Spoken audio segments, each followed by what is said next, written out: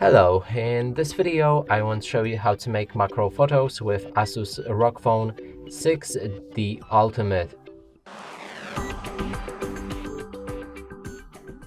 And to do this we'll need to open a camera. Now go for the more on the right. You should see the macro mode. Enable it. Now lift your phone and keep the camera within 4 to 6 centimeters from the object that you want to take a picture of.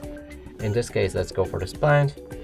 Make sure it has a very good light and try to be stable as possible when taking a photo. And that's how you take a macro photo. And that's it for this video. Hope you like it. Please consider subscribing to our channel, leave a like and a comment below.